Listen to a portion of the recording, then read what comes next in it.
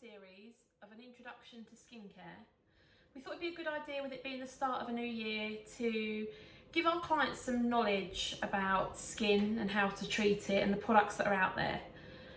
As a beauty therapist myself, I can often find myself expecting my clients to know all the knowledge that I have about skin. It's been something that I've studied for a long time, and it's obviously been drilled into me over the years with the various different courses and brand courses that I have taken part in. So therefore it becomes something that I just now intrinsically know. But not everybody is going to be in that situation, and quite often when I have consultations with clients about their skin and what they'd like to improve, many of them don't really know what it is that they want to improve. Their knowledge of the things they don't like about their skin is really quite basic, and it's very difficult for them to try and communicate. They don't necessarily know exactly what it is that they want me to do for them. They just generally know that they want me to help their skin look better. But as much as I can do in the treatment room with professional products with really active ingredients, and some of the treatments that I offer are certainly things that you wouldn't do yourself at home, it's not always the case that what I can do in the salon is going to sort out all your skincare problems. The number one thing that we need to get all of you to do is to start to look after your skin at home. If you think about how long we're fortunate to be alive for, the things that we can do every day, the places we can go, the exposure to our skin, that, you know, from sunlight to heat to air conditioning to the topical products that we put on it, and generally how we just treat our skin, it's no wonder that our skin needs that little bit of help. And we can do that by using some really key ingredients to make our skin look the best it can be. But the thing is, how do you know what to use on your skin?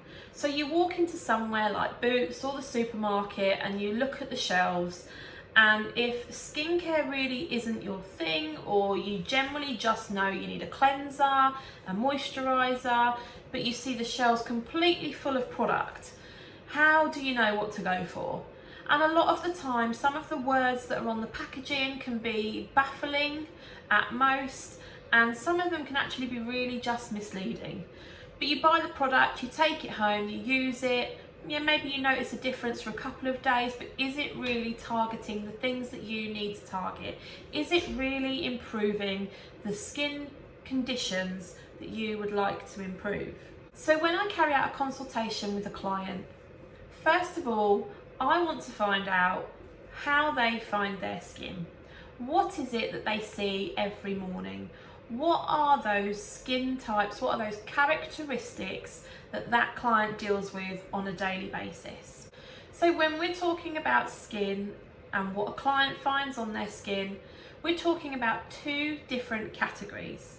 First of all, we have skin types. So skin types is the skin that you're born with. This is something that you inherit genetically, and there are only 4 different skin types. So number 1, you have a dry skin. With a dry skin, it often looks really lackluster and can look really dull. It generally loses its plumpness, the skin tone may look uneven, and it's really common to have flaky skin in a dry skin. Also, with a dry skin, you tend to find that it has an impaired barrier function.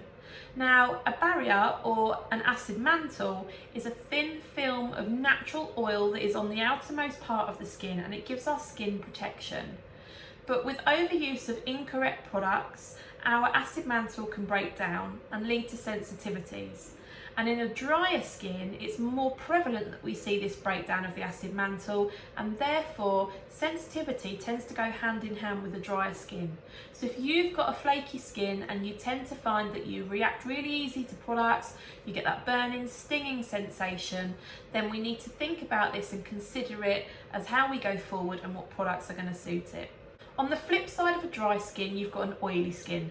Now, we generally tend to think this is just something that we see in teens and young adults, but it certainly isn't the case. You can have an oily skin at any age of your life. Now, with an oily skin, the skin can appear thicker. It can also have that high shine to it. Unfortunately, with an oily skin, we often find that makeup doesn't last as well. It can tend to sort of slide off and fade and just disappear within hours of putting it on. And also with an oily skin, you can find that those spots, blackheads and whiteheads are more prevalent. Now, with a combination skin, you tend to have a mixture of both dry and an oily skin. Typically, you'll have an oiliness down the T-zone of your face and elsewhere will be drier, so you'll have that flakiness. It can still feel really quite tight but greasy in certain areas, and you can certainly have spots. So the skin type that we wish we all had, and actually only probably 3% of the population do, is a normal skin type. It's a nice balance of hydration and moisture and natural oils with very few imperfections. Those are the 4 skin types, and hopefully you're able to identify with some of those characteristics. Once you know your skin type, it's then much easier to move on to identifying skin conditions and how we can treat them. So there's loads of skin conditions, but today we're going to touch on the most common 4 conditions that we tend to see in the salon. Number 1, skin aging. Skin aging can start from as early as your 20s. It starts to appear with those fine lines and wrinkles. The skin perhaps looks a little bit less plump than normal. Certainly as we age, the collagen and elastin breaks down and everything tends to move that little bit more south, and we tend to look a little bit more heavy set and a bit more jowly. A really common skin condition, and it can be really debilitating, is acne. And it's not just prevalent in those teens and those young adults. You can even suffer with this at any age, but more so premenopausal women, all due to hormonal changes. With acne, it's a skin condition that can be graded typically on a scale of 1 to 4 for its severity. It may be something as simple as just a build-up of blackheads, few little whiteheads, to something more severe with really nasty, angry red spots, nodules and cysts. Now, a skin condition that I see more of in the salon, and one that's notoriously difficult to treat, and it's being studied heavily at the moment to try and find out the causes of it, is rosacea. So rosacea is an auto-inflammatory skin condition. Often the skin appears really red and can be really quite sensitive. Just like acne, rosacea has its own grading system of severity. It can affect different areas from the cheeks, and it can even affect the eyes.